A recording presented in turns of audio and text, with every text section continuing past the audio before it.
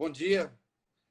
Bom dia a todos que estão na nossa live aqui do TRT de Goiás, da Escola Judicial TRT de Goiás. A nossa direção teve se me permite, presidente, assumir aqui rapidamente para A abrir condução é toda sua. abrir aqui o trabalho, né, e explicando ao nosso público assistente que nós temos o privilégio nessa gestão de Vossa Excelência de contarmos com o senhor na condição também de presidente do Colégio Nacional de Presidentes e Corregedores da Justiça do Trabalho.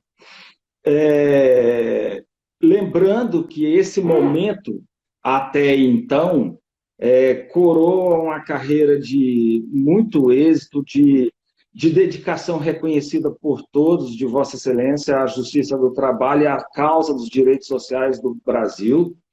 O senhor, que é um homem de grande formação cultural, jurídica e pessoal, conhecemos e sabemos bem esse seu perfil, um brinde que Goiás recebeu do Largo São Francisco, né, um homem de formação, portanto, de formação jurídico-social inconteste, né, e que veio para a Justiça do Trabalho em Goiás e aqui fez uma belíssima carreira, né?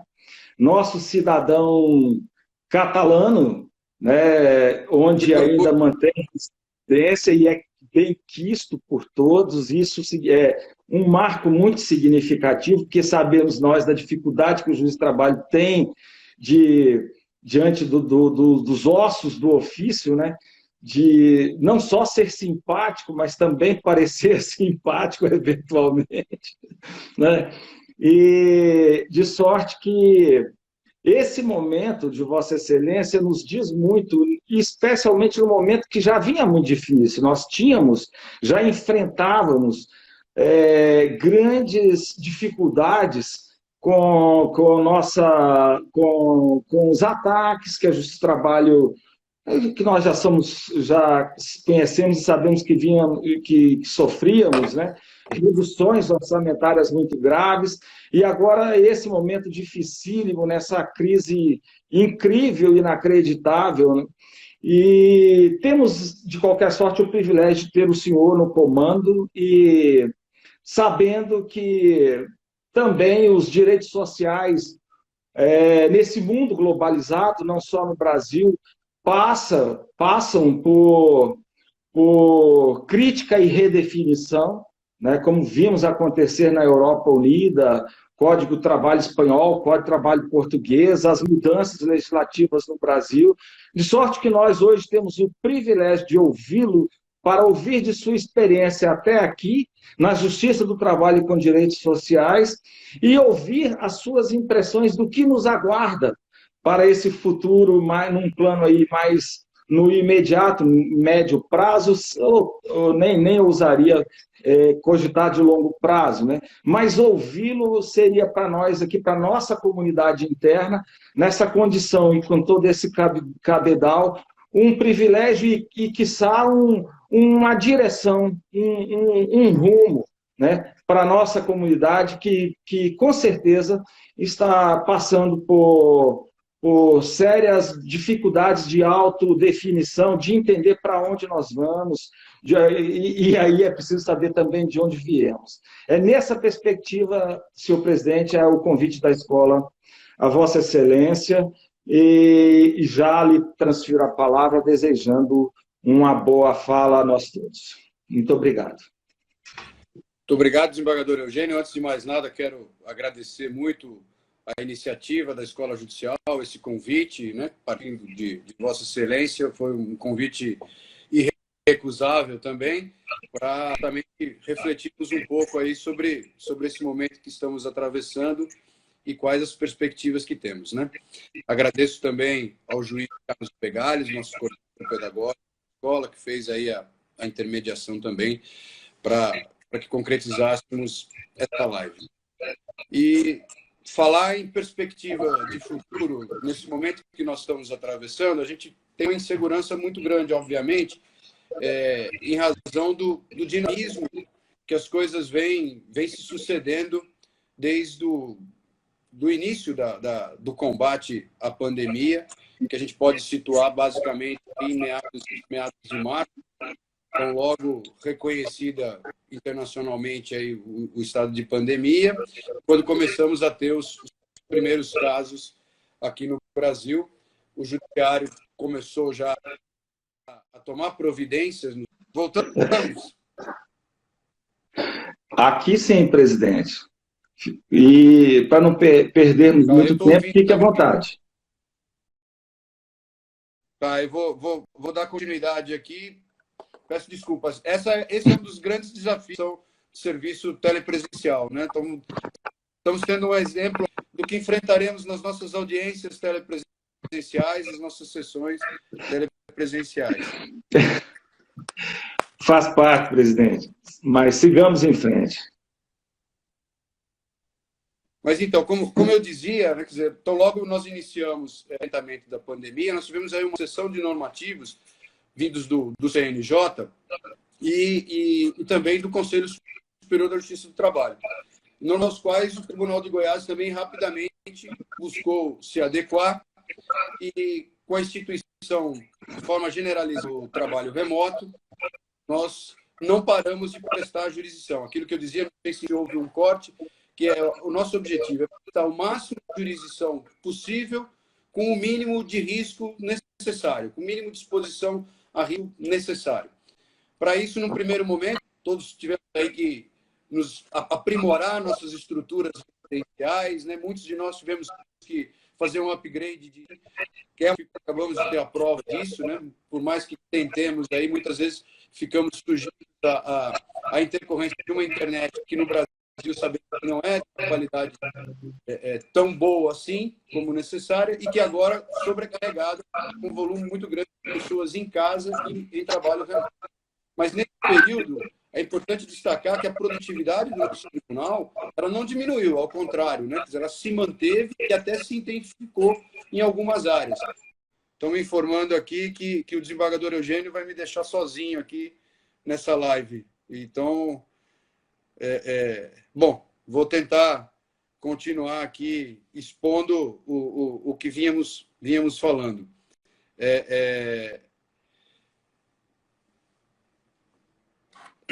Então, dizia, com essa retomada da nossa prestação jurisdicional. Me perdoem toda essa confusão, acabei perdendo um pouco aqui o fio da meada. Vou manter habilitado os comentários, porque dessa forma a gente consegue manter um mínimo de interlocução aqui para estabelecermos um mínimo de diálogo sobre assuntos que possamos aqui tratar. Mas o desembargador Eugênio me perguntava e pedia para traçar um panorama, né? Esse é o panorama atual, um panorama de enfrentamento em que a Justiça do Trabalho no Brasil todo e no contato que nós temos no Colégio de Presidentes e Corregedores dos Tribunais de todo o país, nós vemos esse grande empenho da Justiça do Trabalho no sentido de não abandonarmos sejam os trabalhadores ou sejam os empresários, que ambas as categorias vivem um momento de insegurança, de incerteza muito grande e de dificuldades.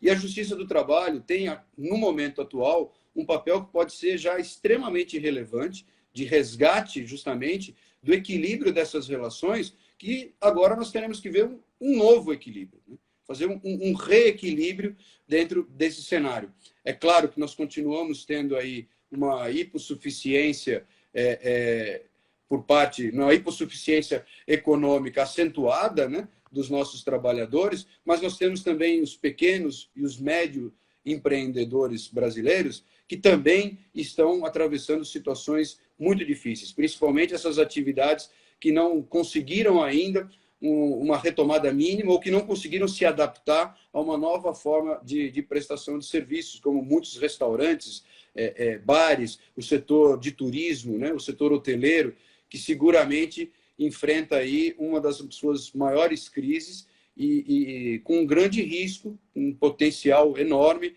de agravamento de uma situação econômica e, consequentemente, um agravamento também da situação social. Então, é importante que a Justiça do Trabalho, nesse momento, possa exercer o seu papel, que é o papel precípuo, até mesmo, que é o papel da conciliação, né? Exercendo uma mediação. E, nesse sentido, eu quero destacar aqui as iniciativas que o nosso tribunal vem fazendo, no sentido de aprimorar, né, desenvolver melhor as ferramentas telepresenciais. Nós já tivemos aí experiências muito interessantes com as audiências de conciliação que já vinham sendo realizadas de forma voluntária antes mesmo de 4 de maio e agora, a partir da semana passada, com uma intensificação, observando aquele cronograma a que eu me referi, né? No início, nós vamos ter aqui o foco, desde o dia 4 de maio, né, nas audiências de conciliação. Agora, a partir do dia 11 de maio, também aqueles processos em que haja preferências legais, como processos envolvendo idosos, processos envolvendo menores, e aquelas outras situações de preferência legal.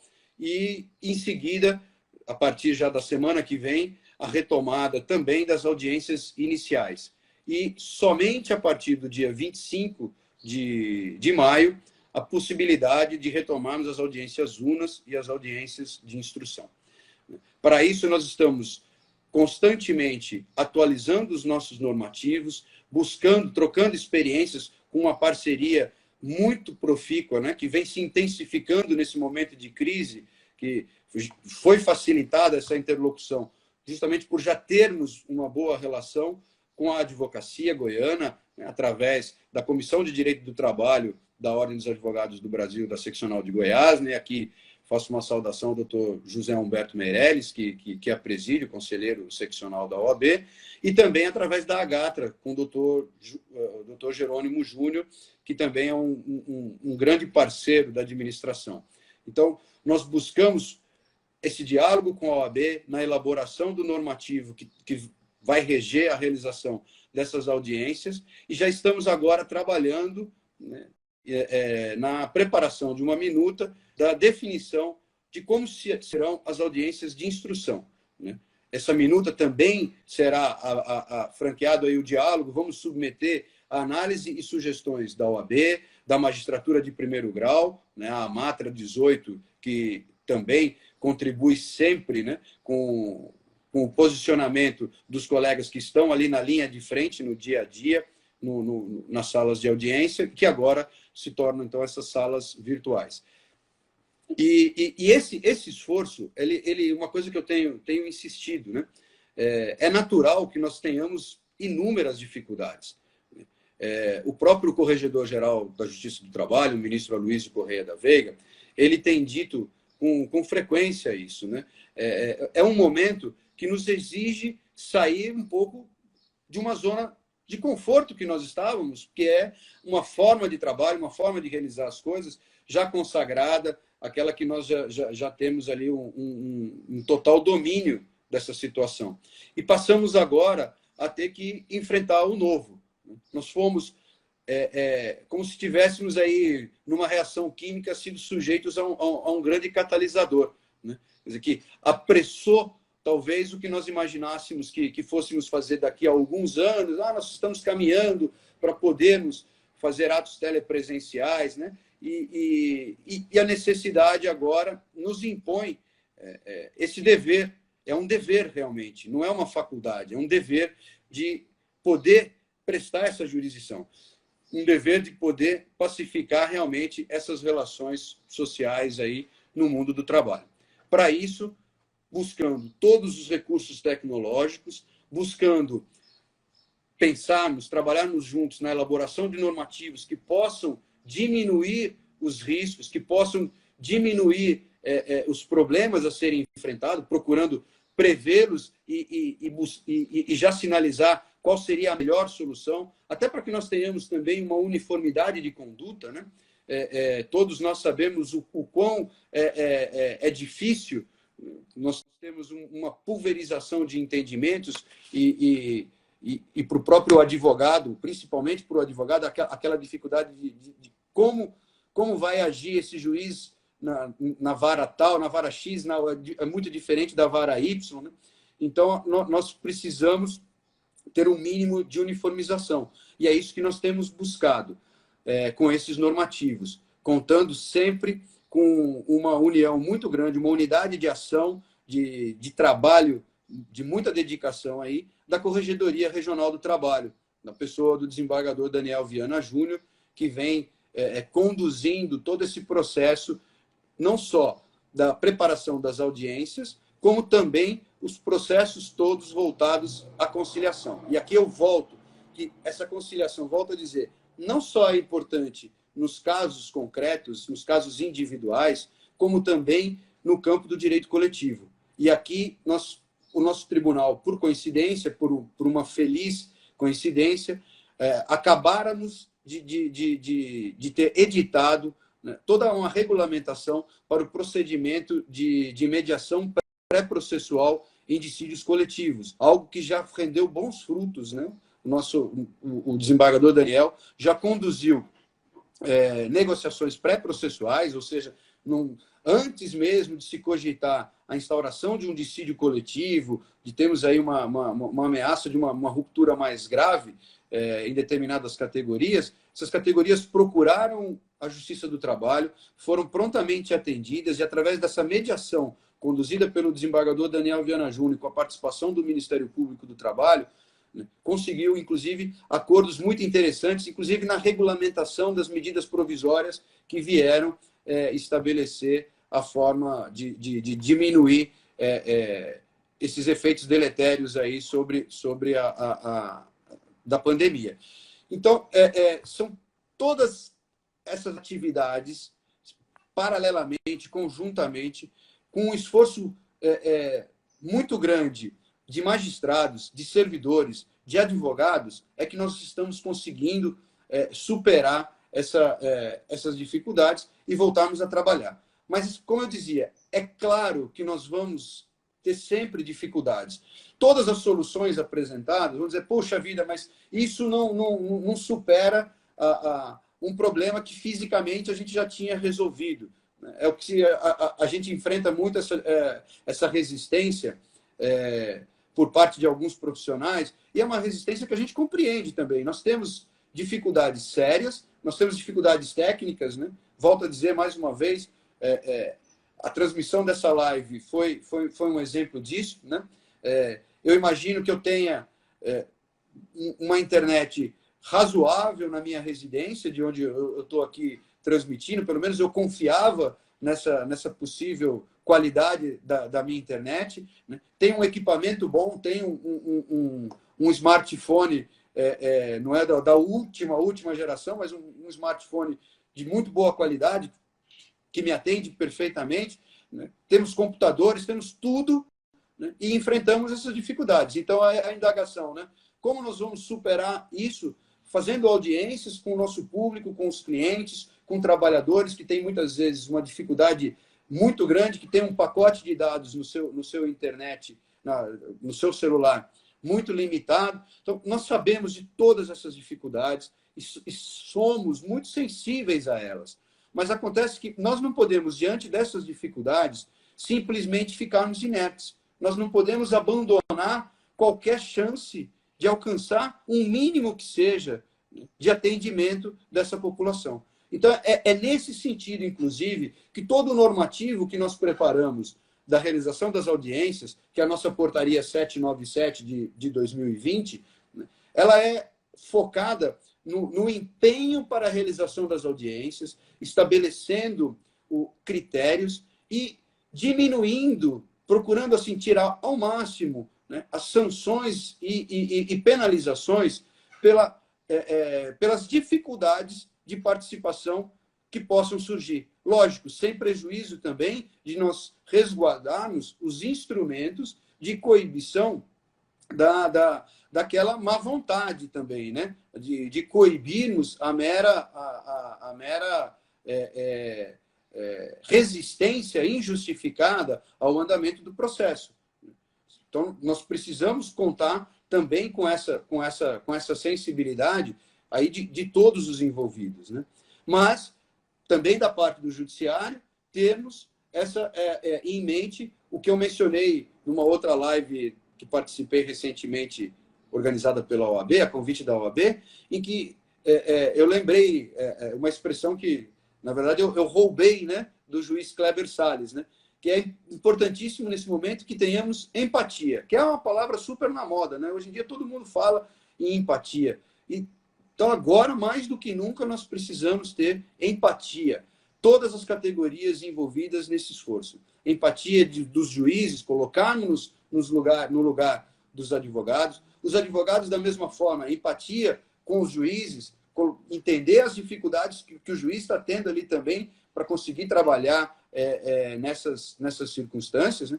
Empatia entre os advogados das partes adversas ali, né? Ter essa consideração. Não é momento de intransigências. Né?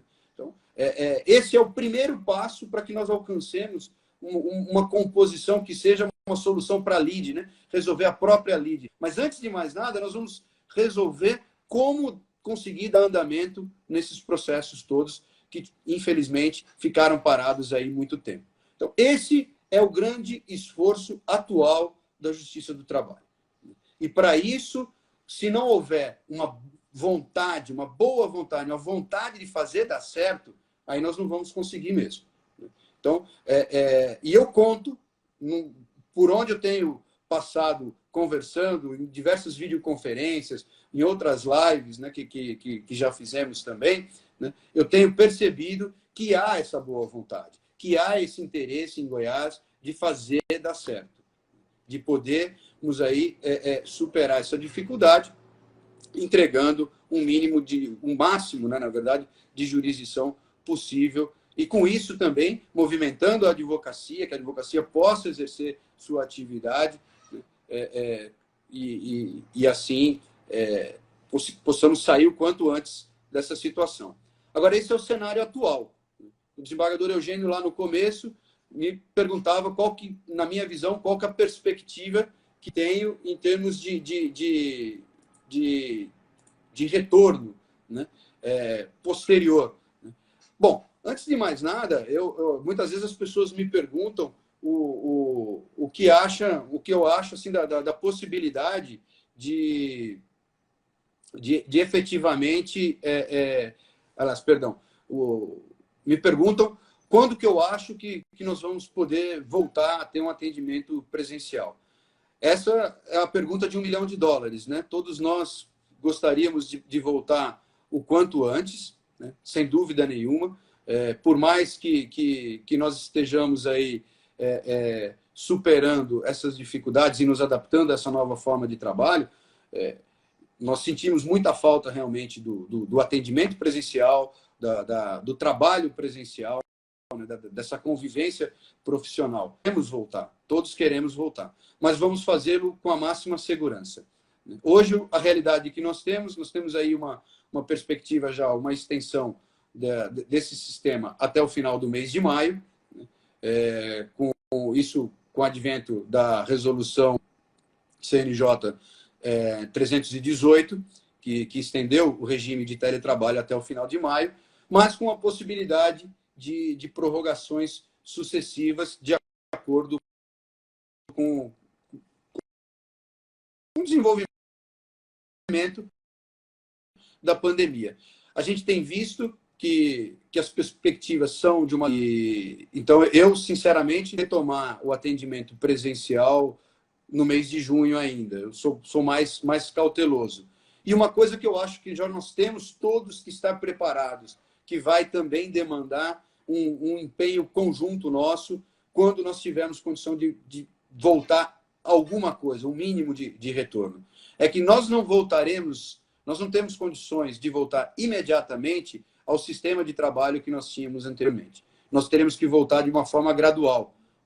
Imagino eu que quando seja possível que voltemos a ter, por exemplo, audiências presenciais, essas audiências nós teremos que fazê-las com um espaçamento maior, um distanciamento físico na sala de audiência maior, provavelmente, né, penso que não será possível que duas varas instaladas contiguamente, que, portanto, compartilham o mesmo ambiente de espera, onde permanecem ali aguardando advogados, partes e advogados, advogados e as partes, nós não poderemos ter a audiência sendo realizada simultaneamente em duas varas, nessas condições. Né? Teremos que fazer aí um escalonamento.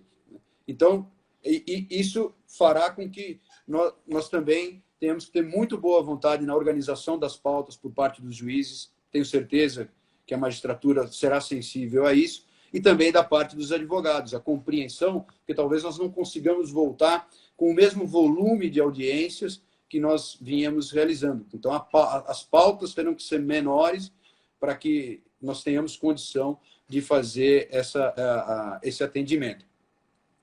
E com isso, infelizmente, talvez nós tenhamos aí teremos com certeza, né, um comprometimento em termos de uma das marcas do nosso tribunal, que é a rapidez, que é a agilidade, que é a nossa celeridade processual. Mas algo que, nesse momento, não pode ser uma prioridade, ela vai ficar realmente num segundo plano. Lembrando também que o nosso tribunal ainda é, no cenário nacional, o tribunal que tem um dos menores prazos médios de tramitação em primeiro grau de jurisdição. No ano passado, nós tivemos um prazo médio de 106 dias, quando a média nacional foi em torno de 250, 230, 250 dias. Então, nós temos uma condição confortável, né? Não vamos nos acomodar, obviamente, vamos tentar depois, aos poucos, ir retomando o nosso ritmo, mas o momento agora é de priorização da saúde, né? Da proteção de nossos juízes, dos nossos servidores, dos nossos colaboradores todos, dos advogados e das partes que frequentam as nossas instalações, que esperamos, quanto antes, voltar a frequentá-las. E como vai ser esse cenário da Justiça do Trabalho pós-pandemia? Um cenário de extrema responsabilidade, mas uma responsabilidade que sempre foi a tônica da Justiça do Trabalho. Muitas vezes, a Justiça do Trabalho sofre críticas injustas, né? Ou, às vezes, uma generalização de situações absolutamente pontuais, mas a Justiça do Trabalho sempre teve o equilíbrio e a tranquilidade necessária para enfrentar desafios. Isso vem fazendo desde sua criação. E vai agora, mais do que nunca, ser necessário que nós usemos desse bom senso, desse equilíbrio na análise de caso a caso e na busca da melhor solução. Porque eu lamento assim ter uma perspectiva de que nós não teremos como escapar, né, de uma crise econômica que vem se acentuando, né, nesse período, e que depois nós teremos aí que muito trabalho para resgatá-la. E a Justiça do Trabalho vai ter um papel fundamental nisso daí, que é buscar essa melhor solução, a solução negociada, uma solução que seja uma rica mediação realmente, que leve em consideração as dificuldades dos empresários, né, as dificuldades reais enfrentadas, né, mas também as necessidades prementes aí dos nossos trabalhadores.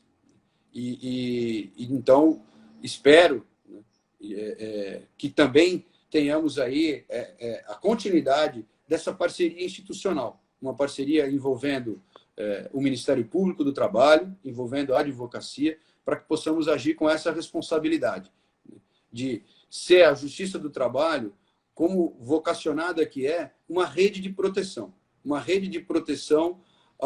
àqueles socialmente mais desfavorecidos, mas também uma rede de proteção que consiga dar segurança e capacidade de retomada das atividades dos nossos empreendedores, dos nossos empresários, que sabemos que desenvolvem um papel importantíssimo e que temos aí uma grande maioria, né, que também muito comprometida com a manutenção e a observância dos direitos trabalhistas, né? Então, já fica aqui o meu convite, né, para que todos nos irmanemos aí na busca desse ideal, né, fazendo um uso, né, a leitura de todo o arcabouço normativo que temos, né? Nós aí temos uma sucessão de medidas provisórias que vieram e que, com certeza, imaginamos aí que serão apreciadas pelo Congresso, devidamente debatidas, e ao serem convertidas em lei, terão a sua redação aprimorada no que for necessário e já possam realmente sinalizar caminhos melhores aí para o equilíbrio dessas relações entre o capital e o trabalho. Nós temos também todo um arcabouço novo, relativamente novo ainda, que fruto da reforma trabalhista, né? E eu acredito que agora é uma oportunidade de talvez nós corrigirmos um efeito da reforma trabalhista que a mim pareceu equivocado, que muitas vezes ali talvez no afã de valorização da negociação coletiva, com o que eu concordo plenamente, infelizmente a reforma trabalhista findou por, de um lado, valorizar a negociação coletiva, mas, infelizmente, por outro lado, enfraquecer os negociadores, né? Então, nós tivemos um enfraquecimento da representação sindical. E agora é um momento em que a gente precisaria muito ter sindicatos fortes, sindicatos representativos e sindicatos responsáveis, que fossem capazes de conduzir melhor ainda essa negociação de âmbito coletivo, que será mais necessária num cenário de crise acentuada. Então, talvez nós tenhamos aí uma oportunidade, talvez o Congresso, nessa discussão sobre essas medidas provisórias, de restabelecermos mecanismos aí que possam fortalecer a representação sindical, né? E com isso a gente tenha também aí mais um aliado no enfrentamento dessa crise. Eu não sei se com isso terei correspondido às expectativas, às perspectivas do que nos esperam. Eu me lembro aqui, né, aproveitando alguns comentários que me fizeram chegar, feitos no perfil do tribunal, na divulgação da live, algumas pessoas que perguntaram sobre a realização de concursos na Justiça do Trabalho. Então, vou abordar um pouquinho esse assunto, né? Nós vivemos uma situação, já antes mesmo da pandemia, em que o cenário orçamentário brasileiro não permitia uma perspectiva otimista em termos de ampliação de estruturas, isso no setor público como um todo. No judiciário, mais especificamente, e concretamente na Justiça do Trabalho, menos ainda. Especificamente com relação à magistratura, nós tivemos o concurso nacional terminado recentemente, no qual foram aprovados pouco mais de 200 candidatos, já foram nomeados mais de 100, mas nós temos ainda mais de uma centena de aprovados no cadastro de reserva, aptos a serem nomeados juízes. Então, não há uma perspectiva a médio prazo, eu diria, de realização de concurso para a magistratura, porque nós temos um cenário em que o orçamento não nos permite a reposição dos nossos claros de lotação, por mais que tenhamos aí muitos claros, né, vários juízes se aposentando, mas não podemos fazer essa reposição. Então, e isso digo por uma restrição orçamentária que antecedia já a crise da pandemia. Então, me parece que não teremos nomeações de grande volume no médio prazo, né? O Conselho Superior da Justiça do Trabalho, à medida observando a lei orçamentária anual, consegue fazer uma distribuição de algumas vagas, né? Poucas, e vai fazendo isso de acordo com a maior concentração de claros nos 24 tribunais. Nós temos uma perspectiva de talvez no segundo semestre obtermos aí talvez uma ou duas nomeações para os claros de lotação aqui de Goiás, mas como eu disse, então valendo-se desse cadastro de reserva dos juízes aprovados no concurso nacional. Com relação aos servidores,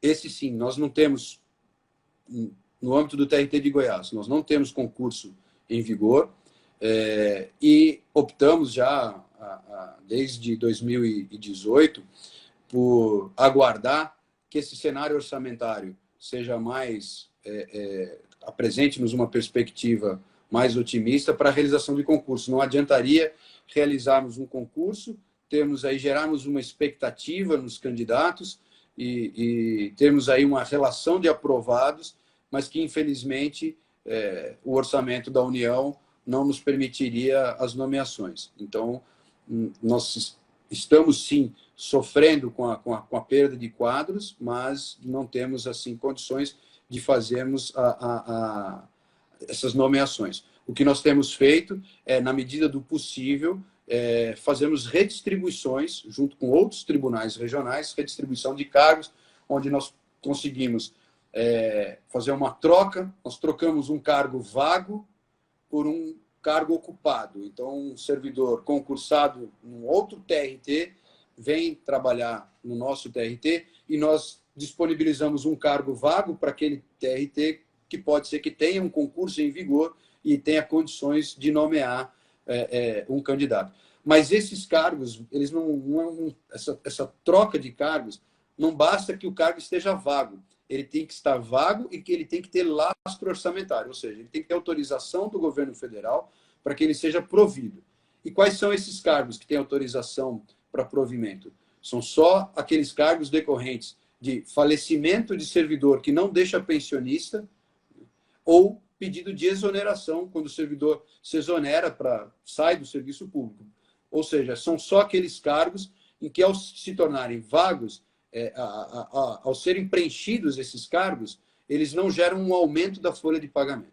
Então, se o servidor aposenta, ele continua recebendo o seu vencimento, então a gente não pode nomear ninguém no lugar dele, porque ele continua ocupando vaga na folha de pagamento também. A mesma coisa acontece quando nós temos o falecimento de algum servidor que deixa pensionistas. Então, isso eu aproveito aqui para fazer esse esclarecimento com relação aos concursos. E não sei se alguém tem mais alguma dúvida que queira apresentar através dos comentários. Estou vendo aqui que tem uma pessoa querendo vir para o TRT 18. Nós temos na nossa página, no nosso TRT, nós temos lá no nosso portal uma página sobre cadastro para redistribuição. Então, eu já oriento aqui que procure lá as informações e a gente vai analisando caso a caso, na medida das possibilidades que vão surgindo aí para preenchimento dessas vagas mediante redistribuição de servidores. Eu lamento, mais uma vez, que tenha acabado ficando sozinho aqui na live, né? Peço desculpas aí ao desembargador Eugênio. Acabamos tendo que fazer uma improvisação aqui então me desculpo por não ter talvez correspondido à expectativa que tínhamos. Eu mesmo tinha justamente de ter essa interlocução com o desembargador Eugênio, que por mais que tenha elogiado muito minha formação, ele sim também é uma pessoa de uma base muito sólida, né? Um profundo conhecedor não só do direito, como na área da economia, e principalmente da administração pública. Tenho certeza que, se tivéssemos conseguido permanecer os dois, teríamos aí enriquecido bastante essa transmissão. Mas, como eu disse, né? Quer dizer, nós vamos aí enfrentando essas dificuldades e isso nos torna mais sensíveis às dificuldades que serão enfrentadas pelos advogados, pelas partes, nas audiências telepresenciais, nas sessões por videoconferência, né? Tivemos aí, até aproveitando para comentar um pouco isso, temos aí alguns minutinhos, nós já realizamos sessões por videoconferência em todos os órgãos colegiados do Tribunal de Goiás. Todas as 3 turmas já realizaram sessões. A primeira turma, inclusive, já realizou 2 sessões telepresenciais. O Tribunal Pleno realizou uma sessão telepresencial, que era uma que nos preocupava um pouco mais pelo volume maior de participantes, mas tivemos uma sessão com a participação de 13 julgadores, né? Éramos 12 desembargadores e um juiz convocado, e diversas sustentações orais. tem funcionado muito bem, né?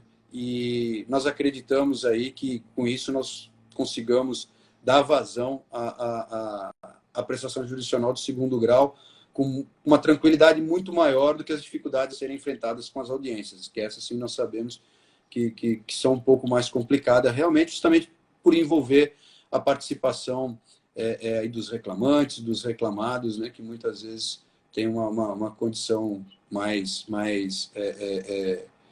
de um acesso mais difícil, né? O desembargador Eugênio aqui nos lembra aqui o convite para a próxima live, né, em que espero que não tenhamos aí esse problema, mas teremos uma próxima live, será com o desembargador vice-presidente e corregedor, nosso amigo desembargador Daniel Viana Júnior, que certamente falará aqui sobre a importância também, né, desse trabalho que vem sendo desenvolvido pela vice-presidência nos processos de mediação e toda o enfrentamento aí dos regulamentos, né, das portarias que estamos editando. Meus caros, eu acredito que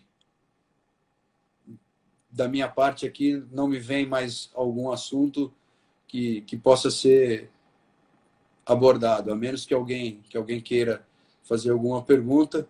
Eu vou mais uma vez me desculpando com o desembargador Eugênio, me desculpando com a Escola Judicial, reiterar o meu agradecimento pelo convite para participar dessa live e registrar aqui a disposição da Justiça do Trabalho em Goiás de seguir firme, atuando, né, uma disposição que não é minha só, uma disposição que é compartilhada aí pela nossa centena de magistrados e nossos mais de 1.000 servidores, nós somos quase 500 servidores extremamente comprometidos e que todos estão realmente na superação dessas dificuldades, né? E para isso, e com isso a gente consiga seguir atendendo a sociedade, que é o que nos move, né? Atendendo a sociedade nessa parceria com a advocacia, com o Ministério Público, com todos aqueles que contribuem para a Justiça do Trabalho. Eu agradeço muito a todos que tiveram a paciência de ouvir esse monólogo de 1 hora aí, e vou encerrando aqui a transmissão, desejando a todos uma boa semana e que tenhamos aí, acompanhemos todos a programação da Escola Judicial para acompanhar as próximas atividades que serão realizadas. Muito obrigado e um bom dia a todos.